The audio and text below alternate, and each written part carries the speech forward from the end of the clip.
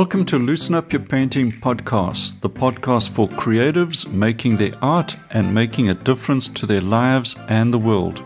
We discuss how to improve your art, your lifestyle, and grow your creative business. I'm your host, Malcolm Dewey from malcolmdeweyfineart.com, and let's begin.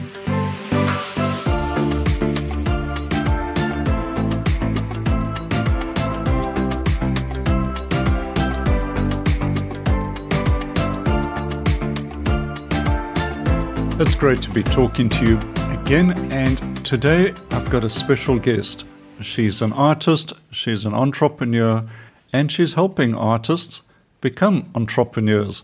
Yes, if you've ever thought of taking your creative activities, your art, your painting, whatever it may be, into a part-time or full-time business, today's guest is going to help you with that.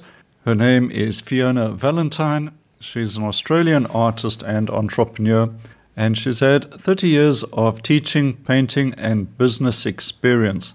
She's developed a system called the Profitable Artist Method, and she leads a Facebook group called The Confident Artist. Fiona is going to give us her guidance and wisdom, and especially for you, if you've been thinking about launching your career, or even if you have already started, how do you price your paintings or your crafts, and just how you navigate the complex world of being a creative entrepreneur. Okay, if that sounds good, this is the podcast for you. So let's sit back and let's get started. Welcome to How to Loosen Up Your Painting podcast, Fiona. I'm delighted to have you on the show. And could we kick off with just a little glimpse into your journey so far and how you got into painting and teaching the business of art to so many students around the world as well? I see on your website, fionavalentine.com, that you've been teaching for many years and you've got quite a lot of experience behind you. So just fill in some of the blanks there for the listeners. Hi, Malcolm. Thanks for having me on your podcast. So a little bit about my background as an artist and teacher and a business coach for artists. I started in my 30s picking up painting as a hobby, really. I'd done a bit of artwork in high school and I'd always meant to get back to it, but travel, marriage, babies, all of that took over. So by the time I was in my 30s and ready to really prioritise painting, I had a few skills, but I didn't really know much. I went to my local library and borrowed everything I could find and started to teach myself watercolour. Then I experimented a bit with acrylic painting, and eventually I went and did some workshops, and I attended a week-long masterclass at the Australian Guild of Realist Artists, and that really ignited my imagination for what was possible. I really saw that it's not so much about talent but skill, and I saw how I could stand on the shoulders of other artists and learn from their experience to really accelerate my own painting, and that was a complete game changer for me. By this time I had gone back to work after homeschooling my kids for about 10 years, and I was working an admin job. I learned a lot of business skills, people skills, management skills, did all sorts of training during about 7 years that I worked for that company. And I kept painting on the side. But more and more, the desire to be home painting was taking over. So I started just thinking, well, how do I do this? How can I make money from my art? Is it true that artists starve? What should you do if you really do want to make a living from art? So I went to talk to a friend of mine with a lot of art experience, and I asked her, what are you seeing other artists do? How do you make this work? And she cautioned me that it was really challenging and that a lot of artists that she knew were using teaching as their pathway. Well, that made perfect sense for me because I had a teaching background. So I began to pursue ways to teach art classes, which, as you know, if you teach anything, it's a great way to accelerate your own learning. So for about 5 years, I taught watercolour classes to adults. I taught drawing to children, and I learned a lot. I really came up with a lot of methodologies on how to design, how to draw well and realistically, how to mix colour. And I absolutely loved that side of it. And I decided that I wanted to take my students further. So I had been working one-on-one with artists for quite a while already. And many of those, as soon as they started to paint, would find their paintings were improving quickly, people were wanting to buy them, and they were having to grapple with pricing questions, how to talk about their art questions. A lot of things were coming up very quickly. And so I started equipping my students with pricing skills, conversational, talk about your art skills, which, really just sales and marketing skills. And I started retreats so that I could take students and spend 3 days with them in a beautiful setting where we could really dive deep into their art dreams and help them look at how to explore their own personal style, how to talk about their art, how to turn it into a business if they wanted to. And that coaching has just become more and more of what I do. So now I teach a 90-day Profitable Artist Method, which is a program for setting up a simple business and marketing system for your art.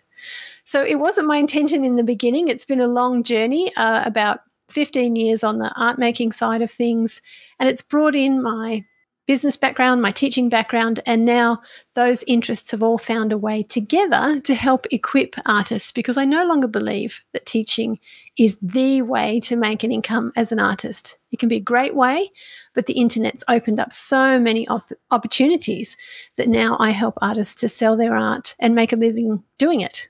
So that's kind of my answer to the question of how did I get started? Could you tell us a little bit about your creative philosophy and why you think creativity is so important for everyone? I've often taken the view that each person has a creative need, and even those that believe creativity is not really for them, they will find something eventually that they need to get out of their system, and creativity usually is the right way to do that. So there are many artists who are struggling to find creative inspiration, or they're not sure if they're wasting their time, or perhaps that their art or creativity doesn't really have any meaning. What would you say to artists like that who are having doubts about whether they should even bother about being creative at all? I really love this question. For me, the importance of creativity became very personal. When I was in my 20s, I raised my first baby in a mud village in Africa. Being up close and personal with poverty and suffering, I really felt like my creativity was frivolous. I knew that I liked to draw and to sew and to do creative things. But in that context, it just felt really self-indulgent, and I didn't understand the place that creativity had in this world where so many people's day was just taken up with survival. Basic things, water, food, safety, health. So I made a decision to sort of set aside my creativity, and I had no idea what an impact that would have on my mental health. It wasn't until we were back in Australia and I had sort of recovered from those years in Africa that I started to tap back into that creative side of myself, and I realised how deeply important it is to being human. 50% of people don't actually even think they're creative, whereas in reality, 100% of people are creative, and we need that creativity for our parenting, for our living, for our working. It doesn't matter what career you have, what industry you're in, your creativity is essential. I like to sort of define creativity as that process of going from idea to a finished project and all of the stages along the way, inspiration, perspiration. So whether that finished project is an artwork, whether that's dance or poetry or a book, or whether that's a spreadsheet, whether that's a management team solution, change management for an organisation, all of these things may be our creative project. If you don't believe you're creative, it's going to be really hard to be committed to continuous improvement, to solve problems, to come up with solutions in any area of your life. So I think that creativity is absolutely essential. And I think that it's not only essential for our joy, it's essential for us to fulfill our purpose, whatever that is. And the more that we play with our creativity, the more that we develop the neural pathways in our brain that support bringing ideas to life. I like to say if you can bring a drawing to life, you can bring ideas to life.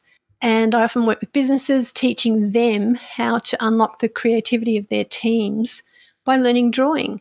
Not because I think that drawing is the only way to express creativity. It's just a great tool to help people recognize they are creative. They can learn drawing skills. They can learn all sorts of skills. They're capable of developing their creativity. The problem is most people don't even recognize that they have it. If they don't naturally feel a pull towards drawing or painting, they might not recognize their creativity in business, in industry, in building, in medicine, but creativity is essential for all of those. So as an artist, you already know that you're creative, but for us it's more, how do we keep that fresh? How do we tap into our inspiration? And I like to think of that as a process. When you realize you're going to face resistance, probably every time you turn up to the canvas, and that's normal. It's outside of yourself. It's a dynamic people have written books about, and you can push through that resistance, but inspiration isn't necessarily going to show up as you're standing there staring at the canvas. So the trick with inspiration is to catch it when it shows up, and it shows up at funny times. You might be falling asleep at night, and inspiration shows up. You might be driving the car, taking a shower, chopping vegetables. They're often tricky times to have a notebook handy, but if you can catch that idea, that little flash of, oh, I could do this, capture it, record it, and then when it's time to work, you've got ideas to go back to, and then you can move into the perspiration part of the process where you bring those ideas to life. And you've got to make rough versions before you can make great versions. It's going to be the mistakes, the iterations, the things that you try again and again that help you find a great outcome. We don't expect every single painting to be a masterpiece.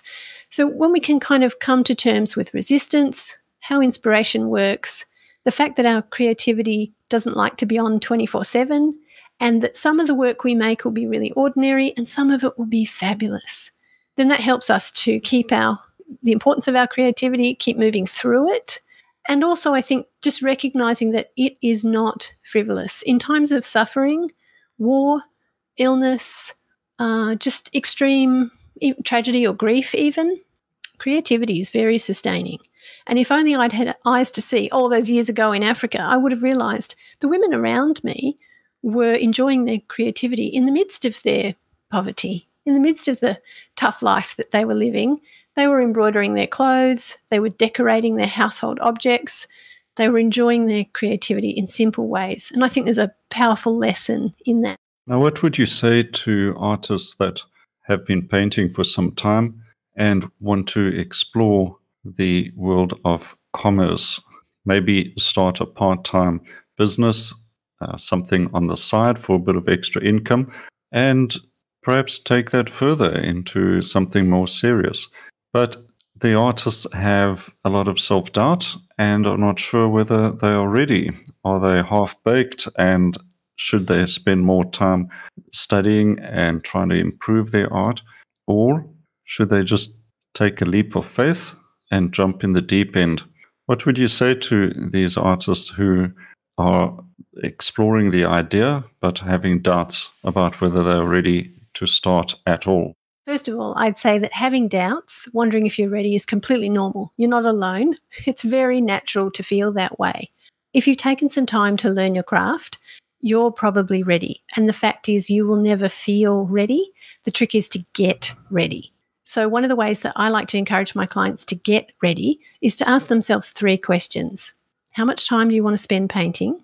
How much money would you like or need to make? What do you love to do? And then look at what's the highest value offer that you can create in the intersection of those 3 things: the time you have, the money you'd like to make, and the thing that you really love to do. And if you can get really specific on that, 1 medium, 1 subject, 3 sizes, a particular style, certain colours that really appeal to you, and really look at what you like. Don't worry too much about what everybody else likes and painting for the market and all that sort of thing. Look at what you really like to do and look at the highest value offer you can create. That's going to bring you a lot of clarity. The second step that I take people through is looking at their creative process then, based on the highest value offer they identified, and streamlining their process. So they're not creating all sorts of things, and they're not creating, thousands of little $25 products. They're not following up every idea that a thoughtful friend said, hey, why don't you do this?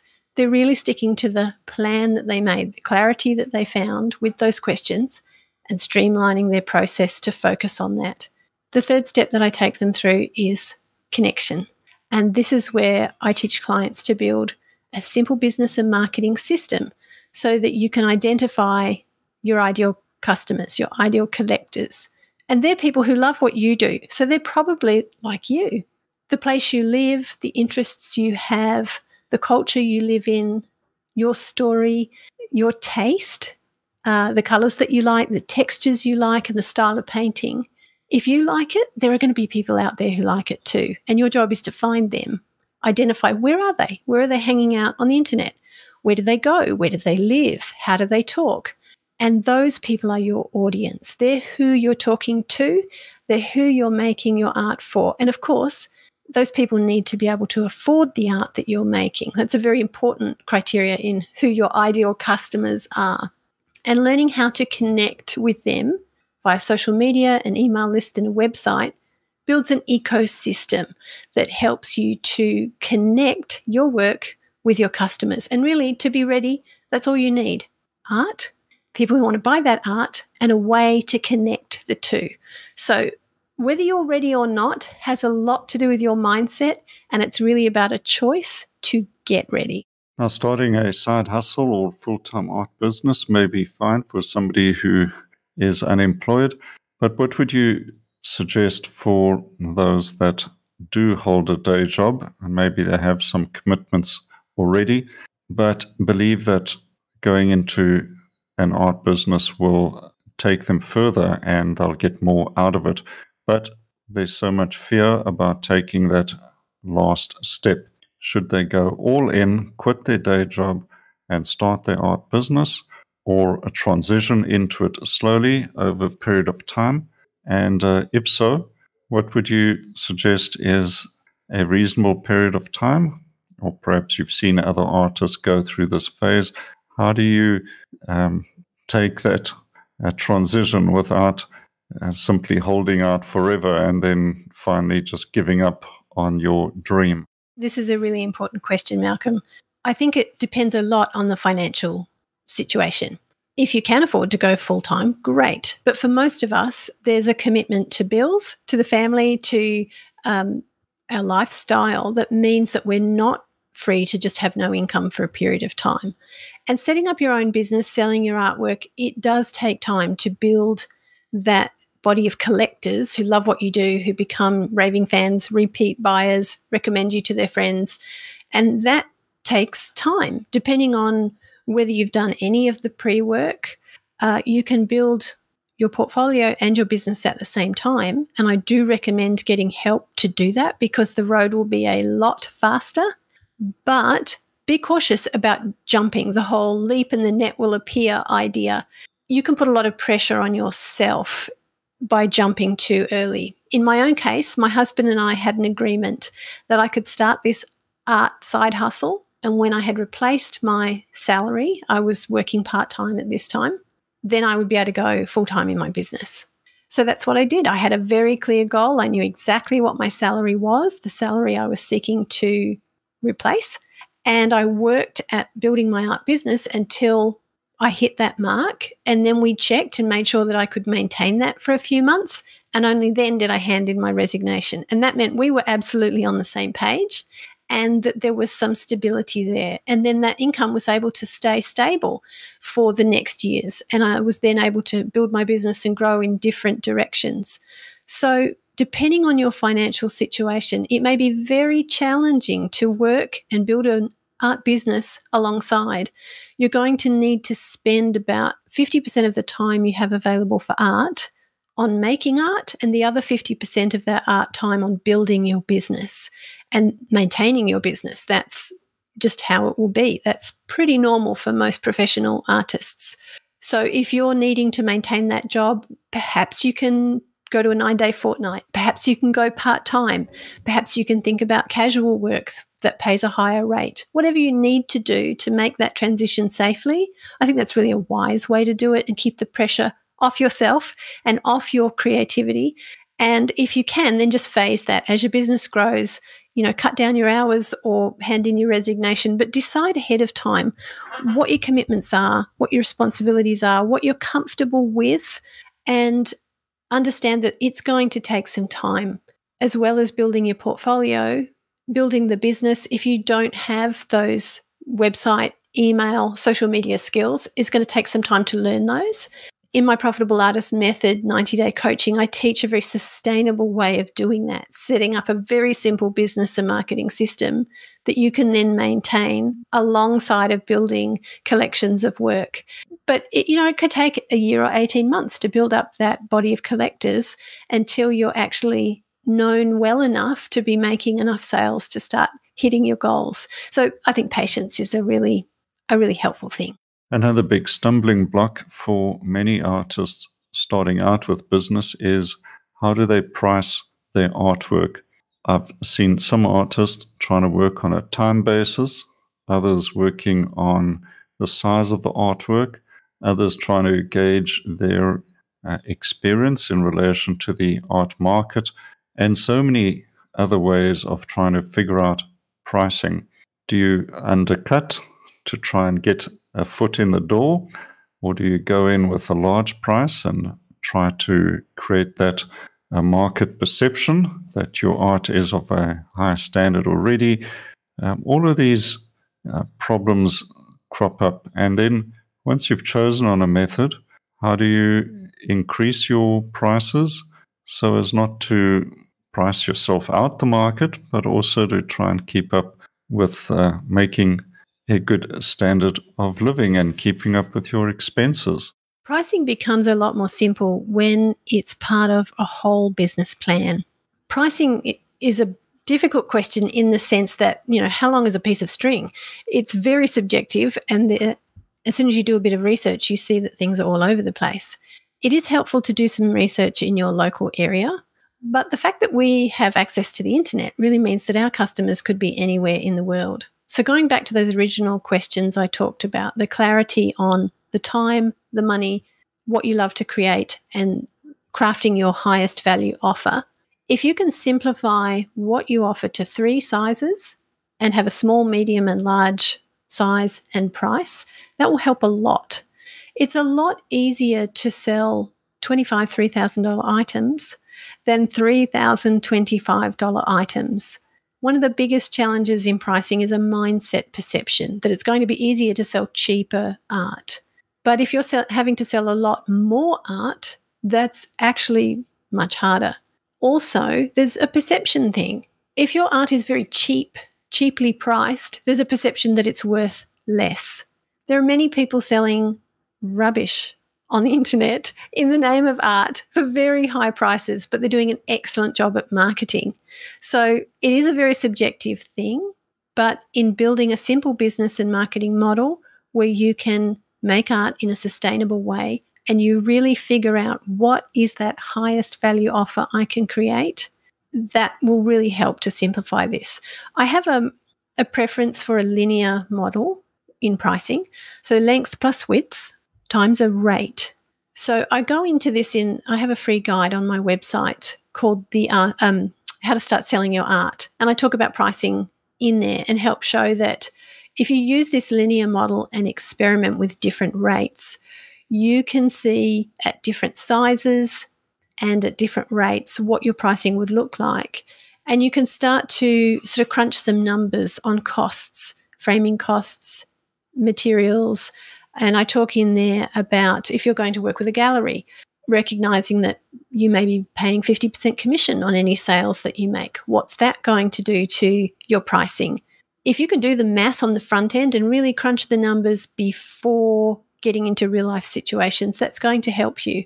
Let's say that you had 3 sizes and you chose perhaps 700, 1,500 and 3,000 for your prices.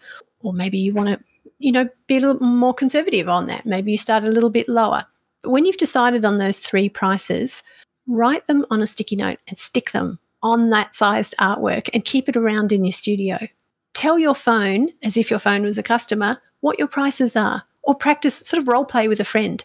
Get comfortable, because often what happens is somebody who's making art will be asked by a friend or somebody who stumbles across their work, "Oh, that's lovely, I'd love to buy it. Do you sell your work?" And if we haven't practiced, we can end up shooting ourselves in the foot and saying disparaging things like, oh, I just dabble. And really that might not be true at all, but perhaps we just haven't developed the language and the comfort and the confidence in talking about our prices.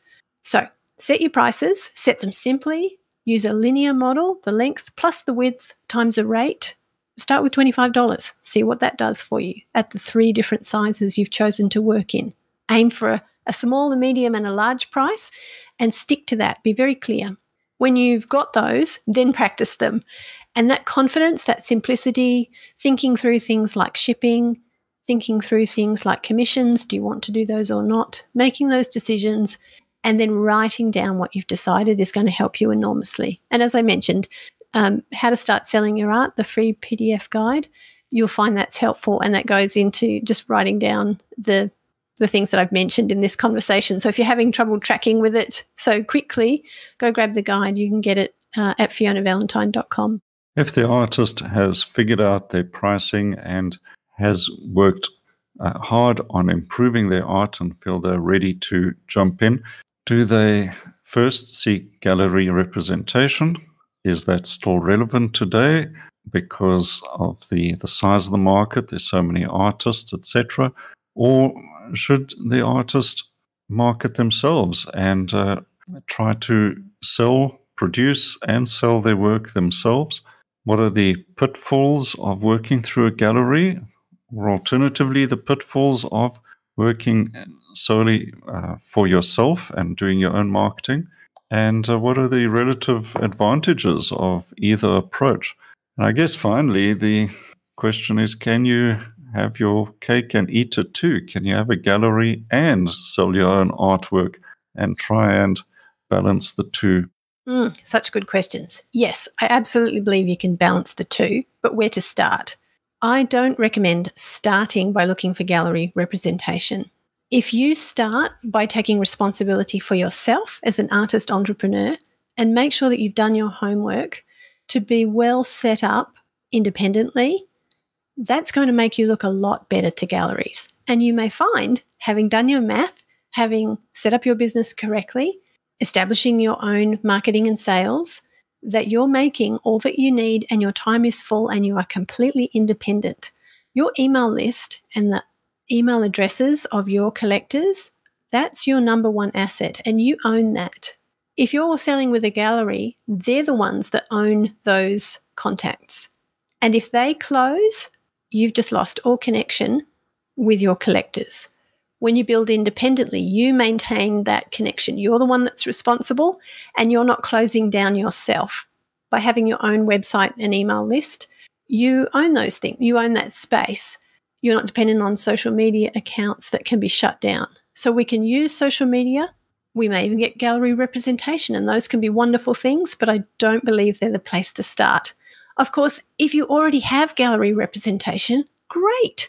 I just worked with a client who has 7 galleries, and he's realizing he needs to be more independent and has just been exploring the online space. So we worked through how to create a win-win with his existing galleries and explain to them what he was going to do in selling independently online and how that was a benefit for them as well as for him.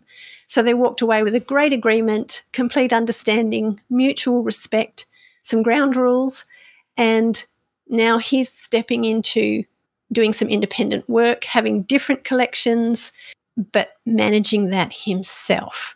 And he realizes that that's possible now, and that is a much safer place in a fragile world where galleries can close. Even if they don't choose to, that may happen. So taking responsibility for yourself as an artist entrepreneur, it's entirely possible.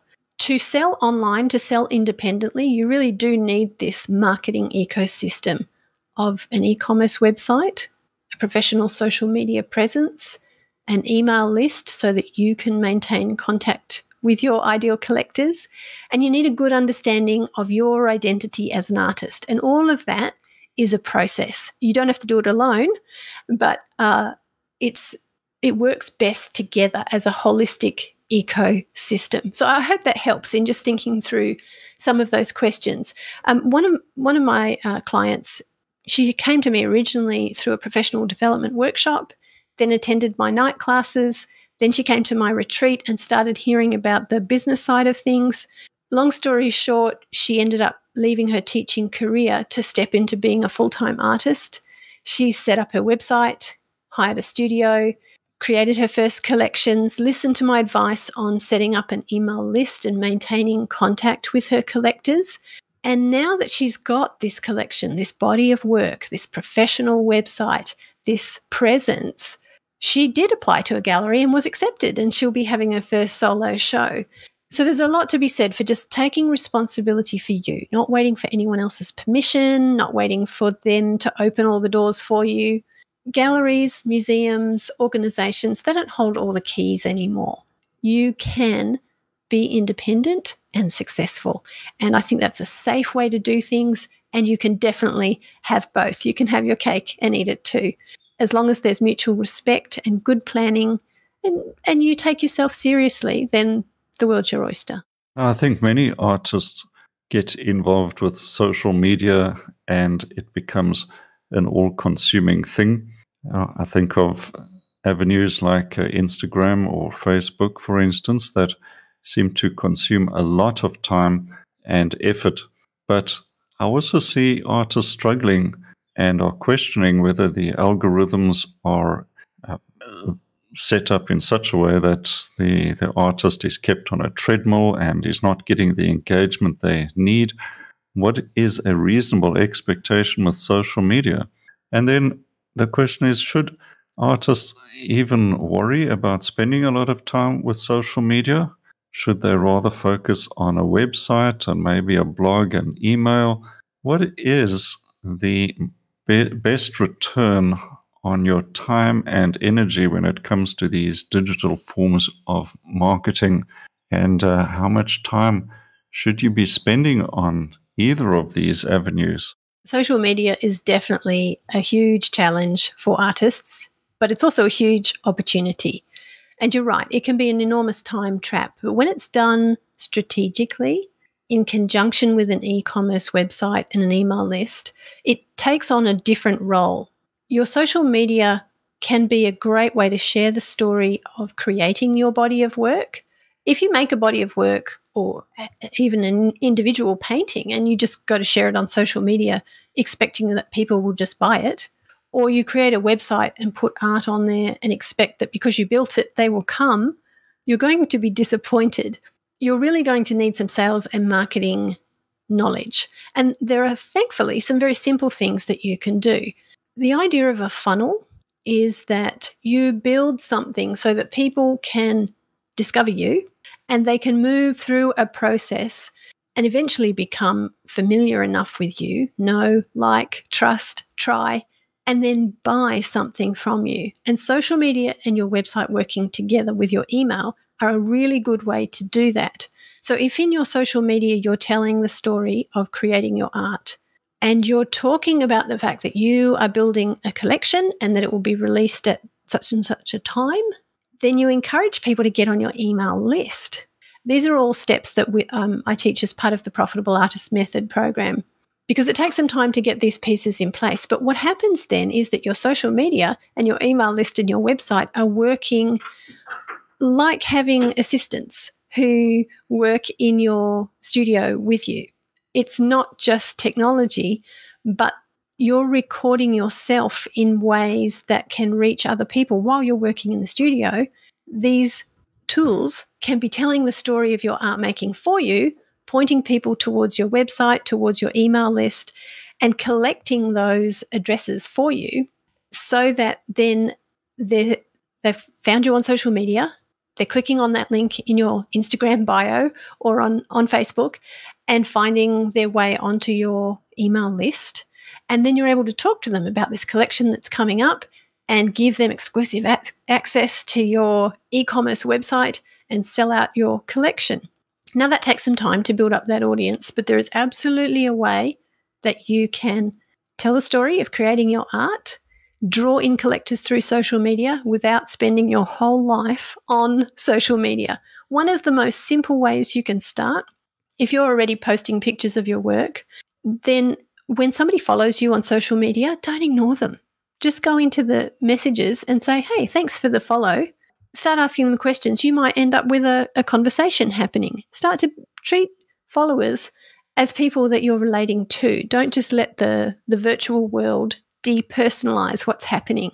So that's kind of a long answer to a complicated question, but there is a way to use those things effectively. And I give my clients prompts for 3 months worth of social media posting so that as they're building their portfolio, as they're building their business, they're telling the story on social media so that when their paintings are ready, their buyers are ready. And that's the goal. Definitely takes time, but there's a way to do it that's strategic.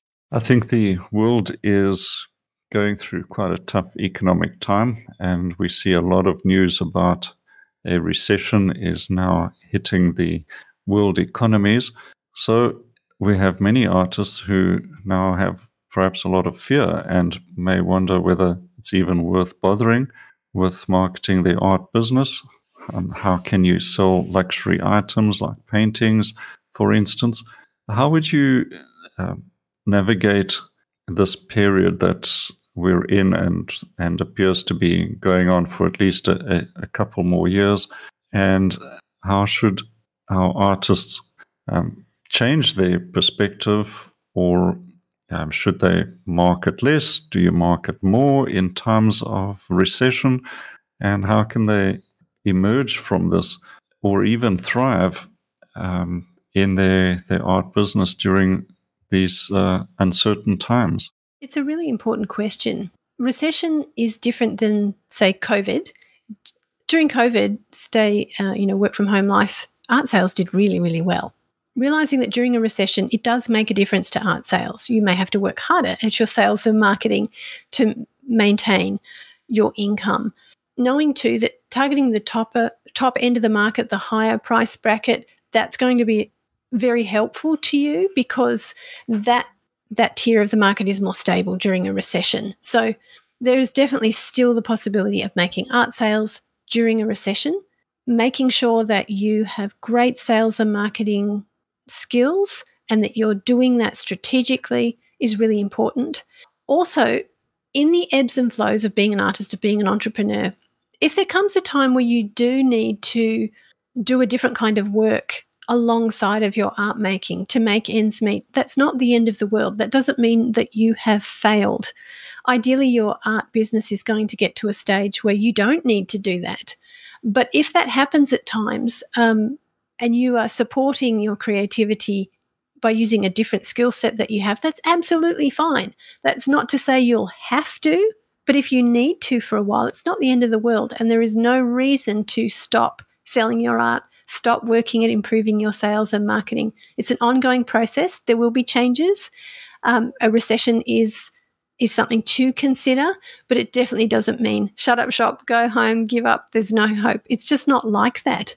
That's not what happens. So aim high, work hard, build your skills, and be strategic. No, it's a tough one for a lot of parents when their child says they want to become a full-time artist when they leave school or study art perhaps at a tertiary level and then go into professional art.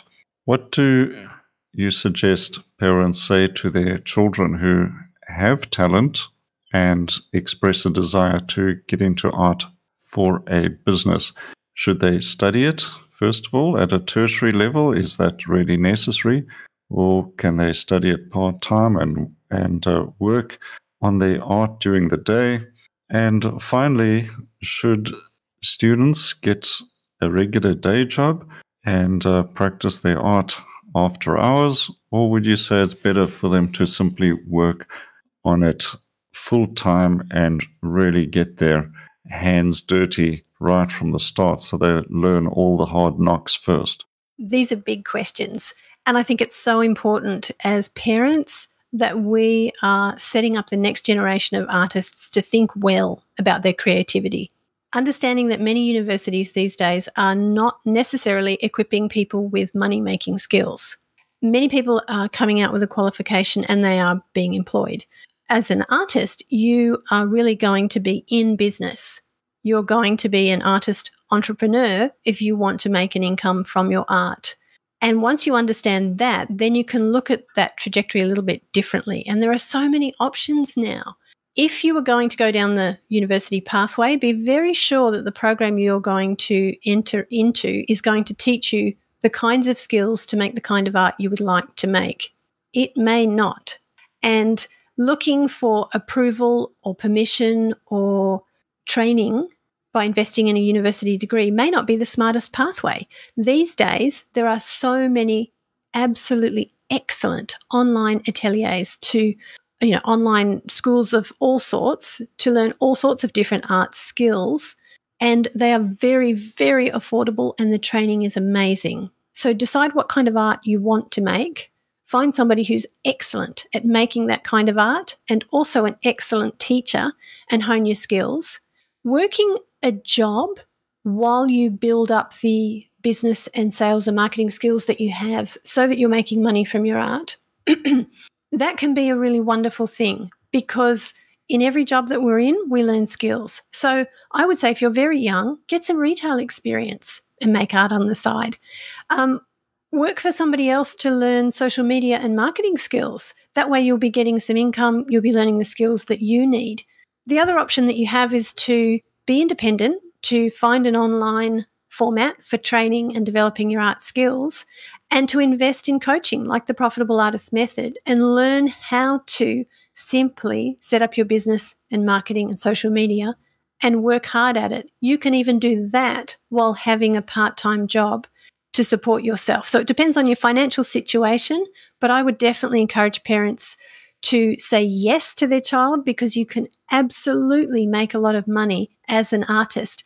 But be very clear that what you're talking about is becoming an artist entrepreneur. You're not waiting for someone else to give you a grant, for someone else to accept you into a gallery. You're taking responsibility for your own business. And that's going to mean learning sales and marketing skills that are unique to artists.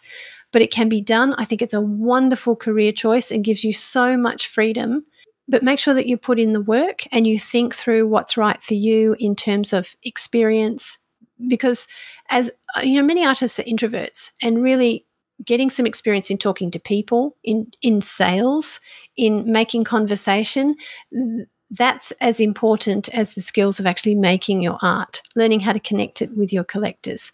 So it's a multifaceted thing, but I think there's very exciting potential these days, mostly because of the internet, both for your art training, for your business training, and for building that business so that you can be a profitable artist. Fiona, could you tell us more about your services and how you work with artists to improve their businesses and creativity? And I see you've got some interesting looking products on your website as well. For instance, the Profitable Artist Method. You've got a business school and you also do team work with groups. So if you could tell us more about that and how people can get hold of you and what they can expect. And perhaps we can also offer your free PDF download as well, together with this podcast to my listeners. That would be great as well. So we'd like to hear as much as we can about what you are doing and how you can help artists who want to get more assistance from you. Thanks for asking, Malcolm. I'm really passionate as a business coach for artists. I have some free resources and some paid resources, as you mentioned. On my website, fionavalentine.com, you'll find access to my free guide, How to Start Selling Your Art. And we mentioned that a little bit earlier in the show. That just talks very simply about how to ask yourself those simple clarity questions, how to think about pricing, and how to help yourself to get ready, not wait till you are ready. I like to sort of package my services as a business school for artists. I think that's a great way to think about it. And where can you go to business school in 12 weeks and learn how to set up your business, how to find your customers, and organize your sales and marketing? But that's really what I offer. And my business school is all about the Profitable Artist Method. And I do that through a 90-day coaching program where over Zoom, so you can do it from anywhere in the world. And I will teach you how to set up your business, how to set up your website, email, your social media, and how to do that in conjunction with creating your portfolio of work. There's so much mindset and practical how-to knowledge built into this program. It's just really exciting because it's very flexible to you and where you're starting from. Because I've got a background in teaching art, that, we can talk about style, we can talk about building your art skills as well as setting up your sales and marketing and your business skills. One of the other things that I do is work with businesses in my Art of Innovation program. That's a 2-hour workshop for corporations who are wanting to unlock the creativity of their teams. And it really helps people who don't perhaps view themselves as creative to see that we're all creative. And when you build creative skills, that creativity transfers to your work and to your relationships. And through developing a drawing practice, you can learn the skills to train your brain for more creativity and innovation. By practicing drawing, you're actually learning to bring a drawing to life, and that's the same skill set that you need to bring an idea to life. So if you head to my website looking for information on how to start selling your art, grab the free guide, and you'll see as soon as you sign up for the free PDF, you'll also be offered a special price on my 1-hour workshop, The Art of Selling Art. And that'll talk to you more about my methods, and it will also promote the Profitable Artist Method, my business school for artists. So if you have any questions about any of that, have a look on the website. You can reach out to me personally. You can find me on Instagram at Fiona Valentine Artist, and there's a link in my bio on Instagram too to that PDF. So all the information is there. And if you have any questions about the business school teaching the Profitable Artist Method, I'd love to hear from you. Shoot me an email or connect with me via Instagram. I also have a Facebook group called The Confident Artist, and you'll find that on my website.